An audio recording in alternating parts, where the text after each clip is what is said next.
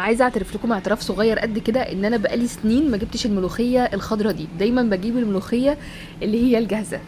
النهارده بقى كده قررنا اللي احنا قاعدين كده نجيب ملوخيه خضراء ونعملها.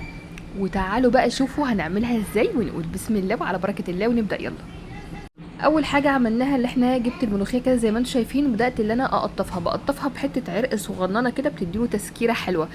بعد كده زي ما انتم شايفين خلصت الكميه كلها، بدات اللي انا غسلتها ودلوقتي بنشفها ازاي؟ بحطها في مصفى كده، وبعد كده بجيب فوطه او شاشه بحط الملوخيه عليها وبحطها يا اما في الشمس يا اما تحت المروحه. هنا عاطف قرر ان هو يعمل لنا بقى شويه بتنجان بالدقه كده جنبين جموده، جاب الفلفل احمر والوان واخضر وبدا اللي هو يحط عليهم توم، بعد كده حطهم في الكبه، حط طبعا عليهم ملح وبعد كده حطهم في الكبه وبدانا بقى اللي احنا نضربهم كده. بعد كده هيحط كميه بقى ليمون حلوه لان البتنجان ده بياخد كميه من الليمون بجد جميله قوي.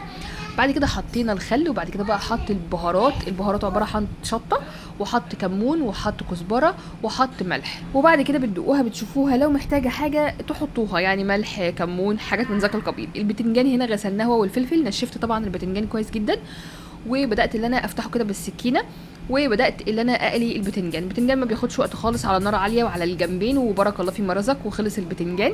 بعد كده بقى هنبدا اللي احنا نقلي الفلفل الاخضر، اكتر حاجه بتطشطش، اكتر حاجه ما بحبش اللي انا اقليها الصراحه هي دي، مع اني بنكون منشفين وعاملين كل الاحتياطات بس ما شاء الله. اخر حاجه بقى عملناها وهي كانت الملوخيه عبال ما نشفت خلاص.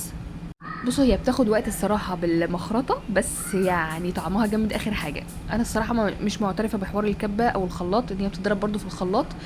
اللي جربها بالكبه والخلاط يقول لنا حلوه ولا مش حلوه وبتضربوها ازاي وبتعملوها ازاي، اكتبوا لي في الكومنتات ده. طبعا بقى طريقه الطبخ بتاعتها علشان خاطر ما تسودش بتبقى فيها تريكات كده بسيطه قوي هقولها لكم دلوقتي. بدات هنا ان انا اخرطها كده شويه بالمخرطه. هنا هحضر التومه، حطيت توم وعليها شويه كزبره صغيرين خالص. طبعا هنا خليت عاطف يكمل المسيره عشان هو اللي يعمل ايه الملوخيه يخرطها. ايه بقى اللي بيخلي الملوخيه لونها ما يغيرش؟ معلقه السكر اللي احنا حطيناها دلوقتي في الشوربه في البدايه. حطيت معلقه سكر، وطبعا كميه الشوربه اللي بتحطيها بقى علشان ما تقعيش في الغلطه والملوخيه تسقط منك، كميه الشوربه بتحطي كميه قليله قوي. بعد كده تحطي الملوخيه بتاعتك عليها، اهم حاجه بقى الشوربه تكون سخنه، دي اهم حاجه برضو. ومعلقه التومه بالكزبره النيه دي برضو بتدي طعم حلو جدا. الشوربه لو لقيتيها بقى محتاجه شوربه وتقيله شويه بتبداي بقى ان انت تحطي الشوربه حبه بحبه عشان ما تسقطش منك وتطلع الشوربه فوق والملوخيه تسقط تحت. المهم هنا حطيت حبه من الزيت وسمنه بلدي، وبعد كده حطيت عليهم التومه بشويه صغيرين من الكزبره الناشفه زي ما احنا اتفقنا. اول ما تبدا ان التومه تدخل في السوي هحط كزبره تاني، وشملي بقى يا معلم الريحه وهتاكلوا احلى ملوخيه خضرا. بجد انا ندمت ان انا ما كنتش بجيبها على طول وبشتغل دايما بالجاهز، بجد الملوخيه الجاهزه دي ابشع حاجه ممكن تجيبوها وتعملوها.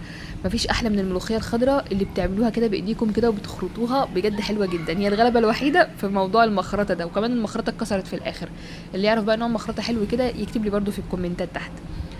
المهم هنا بقى البتنجان بدأنا اللي احنا نحشيه، والفلفل بقى برضو حطينا فيه التومة، وتاكلوا بقى احلى اكلة ملوخية مع رزة ورزة مع. بتحبوا بقى تاكلوا الملوخية برضو بالرز ولا بالعيش؟ انا عن نفسي بفضلها بالعيش جدا، بس انا عندي في البيت بياكلوها بالرز. المهم بقى تكتبوا لي كده التريكات والحركات بتاعتكم اللي انتوا بتعملوها ايه مع الملوخيه كده. وطبق بتنجان المتين ده بقى بتاكلوه بايه برضو؟ هو طبعا تحفه، تاكلوه معاه 20 رغيف كده مع الملوخيه بتبقى تحفه اخر حاجه. ما تنسيش بقى اللايك والشير بتاعك الحلو والكومنتات الحلوه، واهم حاجه ما تنسوش تكتبوا لي بتتابعوني منين، ولو وصلتوا لهنا تصلوا على النبي وتتابعوني. انا ساره جمال من بورسعيد، باي باي حلوين.